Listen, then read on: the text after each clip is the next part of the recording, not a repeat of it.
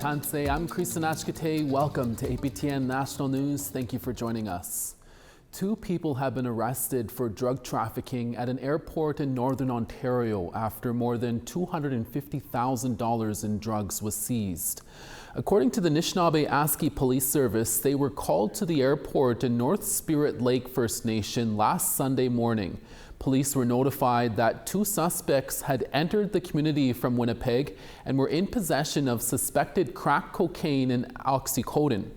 Police arrested and charged 38-year-old Adrian Fontaine from Winnipeg with possession for the purpose of trafficking. A 25-year-old female from North Spirit Lake First Nation was also arrested with charges pending. Fontaine appeared for his bail hearing on Monday and was remanded into custody with a future court date set. The investigation continues. 60 Scoop survivors gathered in Winnipeg on Wednesday to rally together and push for more resources. It's now been 10 years since a formal apology was made from the Manitoba government for its involvement in the 60 Scoop. With more, here's APTN's TR Wheatley. An apology on its own is not enough. Colleen Rajat is among 60 Scoop survivors gathered at a special event dedicated to the issue.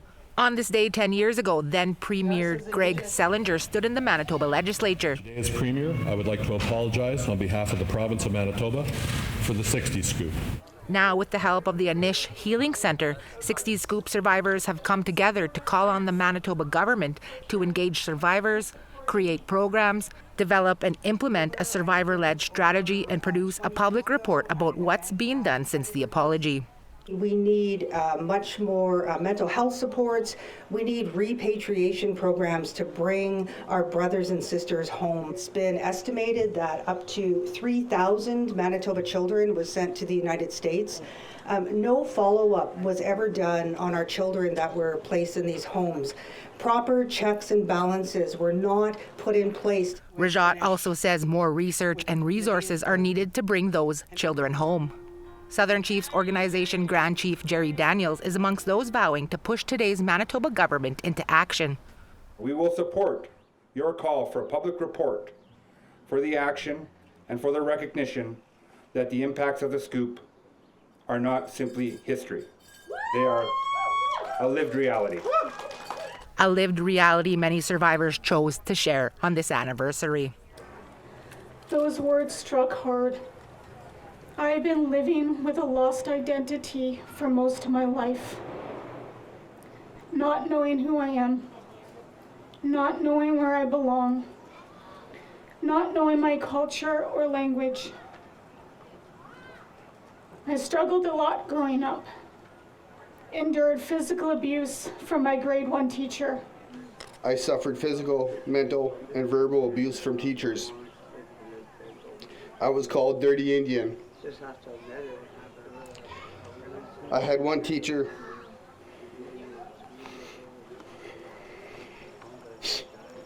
who made me eat my lunch on the floor because I wasn't good enough to eat it at my desk.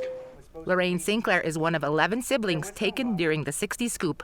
They never got to meet their mother. Today, all we have is a GPS course of where our mother was buried and how we had to go about to phone a funeral home, not knowing her birthday. We knew her first and her last name, we thought. We didn't know her middle name. We didn't even know her the day she died. And they asked me, why don't you guys know this? I said, because we're 60 Scoop survivors. We've never met our mother.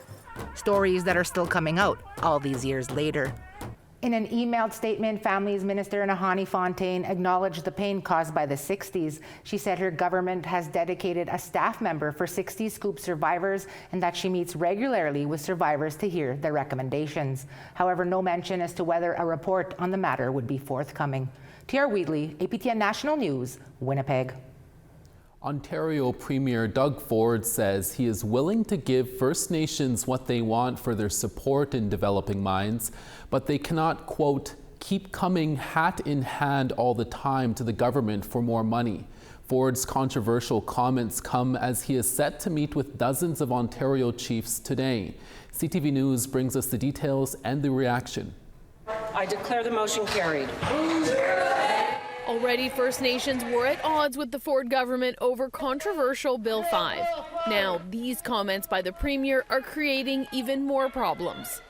This is like handing an opportunity on a silver platter to First Nations that by the way, I have treated like gold. But there's going to be a point that you can't just keep coming hat in hand all the time to the government. You got to be able to take care of yourselves. Deeply offensive and racist, actually.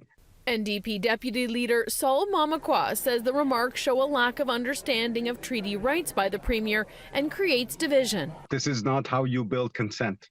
This is not how you build true partnerships, and it is certainly not the way you try to build a strong Ontario. And you cannot say those kind of things when you're, the Premier of Ontario.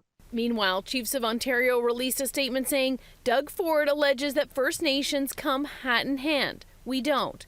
That we have to be able to take care of yourselves. We do. They know that our communities face systemic underfunding and institutionalized racism, that our people were stolen. They are still being stolen. It goes on to say First Nations are not against development, but it must be on their terms. But it will not come at the expense of our inherent and treaty rights, our lands, our people. Our message to today's governments is clear. We were here long before you were, and we will be here long after. Tomorrow, as part of outreach on Bill 5, the Premier is welcoming 40 First Nation chiefs to Queen's Park. Some chiefs have expressed outrage and hurt over the bill as it creates special economic zones where some laws can be ignored. The government wants that label for the mineral-rich Ring of Fire, a region it sees as key to Ontario's economic prosperity. While Indigenous leaders feel rights have been trampled on and they should have been consulted ahead of time. Mamakwa says Bill 5 should be repealed. Obviously, he needs to apologize for those words. With those remarks, none of these projects will happen. He says Premier Ford needs a different approach and to do a better job of listening to create a better path forward. Veronica Blackhawk is up next for her three-part series of Face Value. Plus, we have a new preview of this week's new APTN Investigates. Stay with us.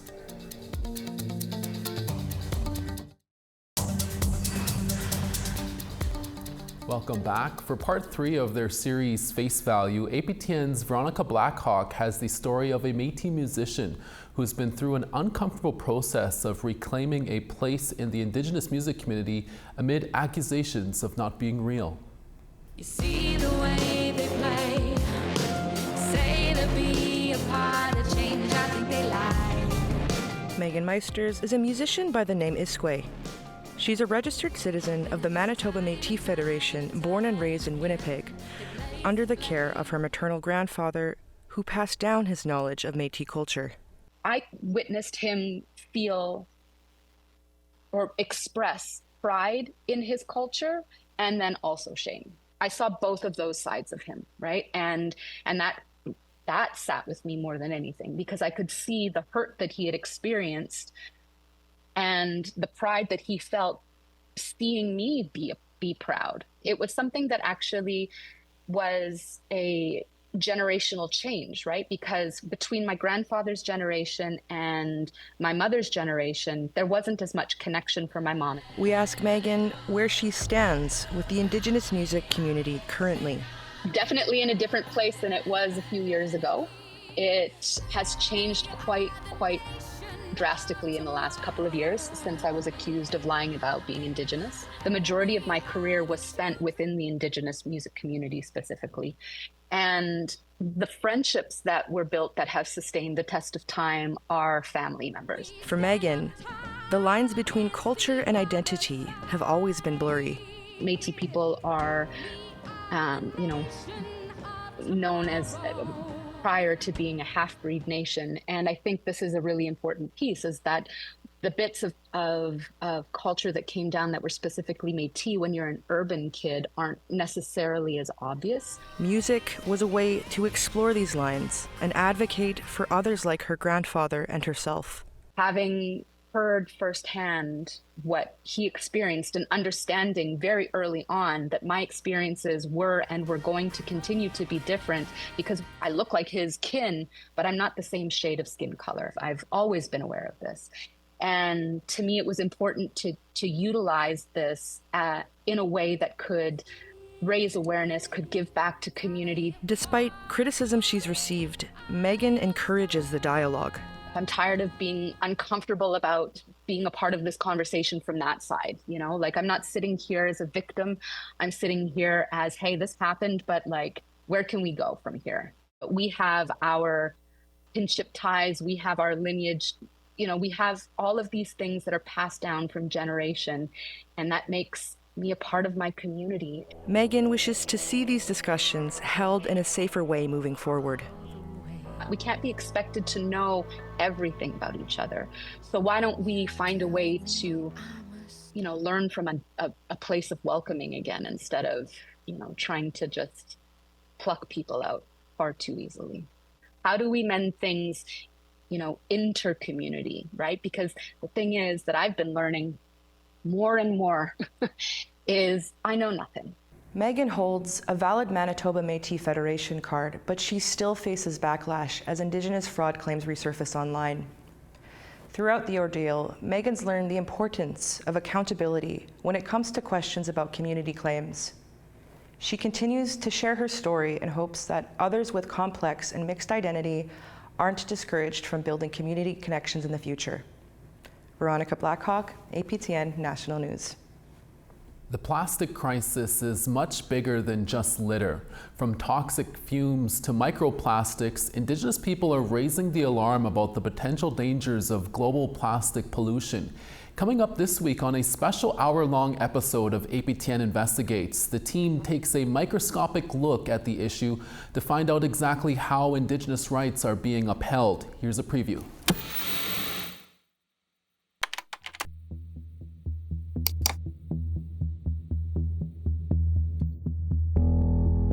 Every minute, 1 million plastic bottles are purchased globally. Bottles that will further poison oceans, ecosystems, and bodies. Microplastics have been found in the placentas of healthy women. Think about that for a minute. We are literally raising a generation that starts its life polluted before taking its first breath. Because plastics are not biodegradable, they break down into pieces smaller and smaller and smaller, and all of those plastics have chemicals as well. This is a crisis of a very big scale because the longer we wait, the more plastic is produced and the more the world has to deal with. We are stewards of Turtle Island. Water is life. I don't need to tell you that. We are rights holders and knowledge holders and critical partners in the fight against plastic pollution. So all we want is health-based changes. We need to protect our water in order to preserve, that life for future generations. The microplastics has, basically colonized the entire planet, and it has turned all of us into sacrifice zones.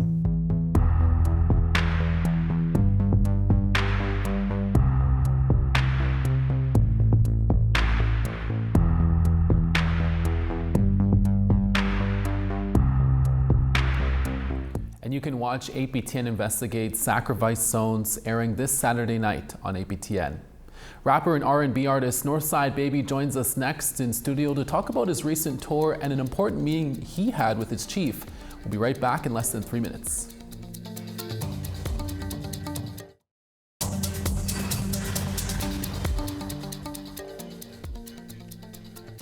Thanks for staying with us. Over on the East Coast, St. John's 20, Charlottetown 22. 22 in Cartwright, Happy Valley, Goose Bay 20. Gaspé 15 and Sun, Saguenay 26 and Sun. 21 in Toronto and Rain, Peterborough 27. 24 in Elliott Lake, Sudbury 23 and Sun. Sun's out in God's Lake at 14, Thompson 14. 20 in Gimli, Dauphin 22. 21 in Swift Current, North Battleford 21. 17 in La Ronge and Sun, Uranium City 16. Showers in Grand Prairie at 14, Fort McMurray partly cloudy at 20. 27 in Lethbridge, Medicine Hat 28. 20 in Vancouver, Quesnel 20 as well. 23 in Fort Nelson, Smithers 17 in rain. Showers in Mayo at 25, Rock River 23. Fort Simpson 23, Norman Wells 22. Tuktoyaktuk 9 in Sun, Pawatuck partly cloudy and 6. Chesterfield 4, Whale Cove 6. And Arctic Bay 4, Iqaluit 4 as well.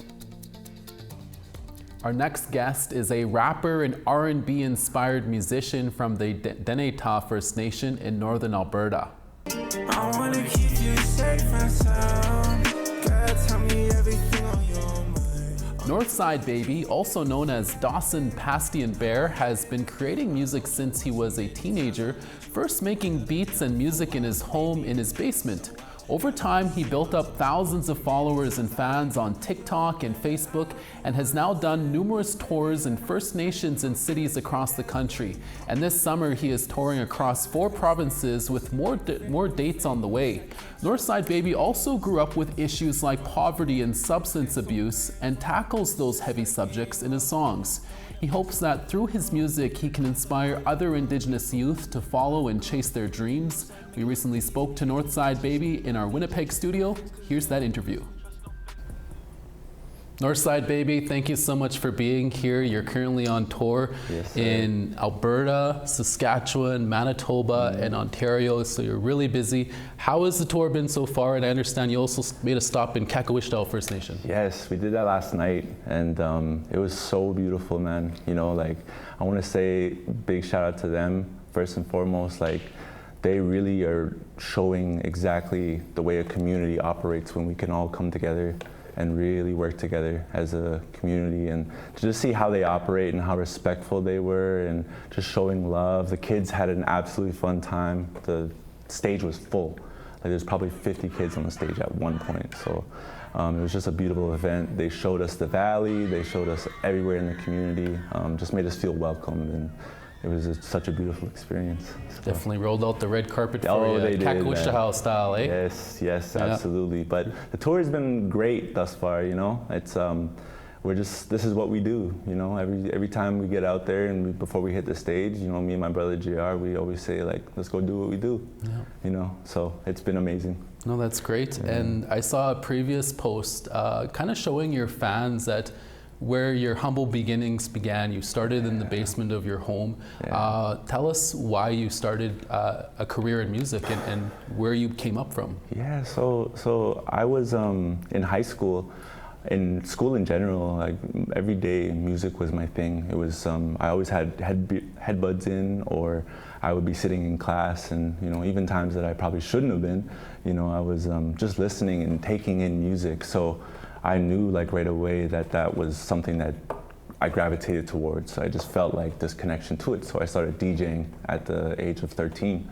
And that was my first dive into music. But I started producing my own music at 15. So 2 years later, I was DJing, and I was like, you know what? I want to learn how to, like, make these sounds myself, you know? So I picked up FL Studio, and that's the way I got started at 15. And I've kind of just stuck it. It's just stuck since. Self-taught? Yeah, self-taught, YouTube. I really encourage, like, the way I really taught myself was going on YouTube and just, like, listening to my favorite artists and trying to not replicate exactly, but add my own twist to what I was hearing and what I felt gravitated towards again, right? So that was really what stuck together. It made me pursue it even more and more, and being a student of it all. Really, but the basement and its humble beginnings, that's where I recorded my first song, you know, probably up to my, like, 15th song, and then moving around, and next thing you know, I'm at studios and recording at friends. So that's kind of just how it started. But I will never forget, I'm a res kid. I come from the basement.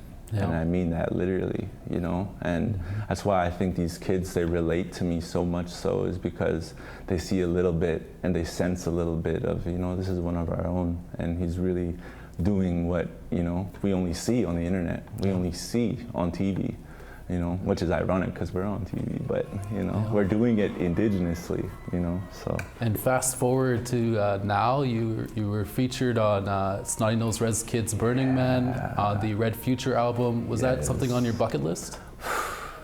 That was a dream come true, and I told those brothers, like, when that happened, when they invited me to the studio. I spent some months in Vancouver, and they invited me to the studio, and dude, I was like, I remember saying to my friends, like, bro, pinch me, because I'm dreaming right now. Like, they want me on a song. So going in there was like, it felt like a lot of pressure at first, but those dudes are so cool, and they're just so easygoing, you know, if they're not bossy in any way, they just do your thing, you know, we're gonna do our thing, and we all just came together and made that song. And it was a really special moment because they had showed me their album. They showed me their album early, and now it's a Juno winner. So shout out to Snotty Nose, man. That's congrats to the boys. They brought it home for us, so I'm really proud of that. You also recently got to sit down with your chief, and your chief shared some life lessons with you. Can you really briefly explain that meeting? Absolutely. So Wilfred Hukanuza, he's currently the chief of Denadaw First Nation, which is where I'm from.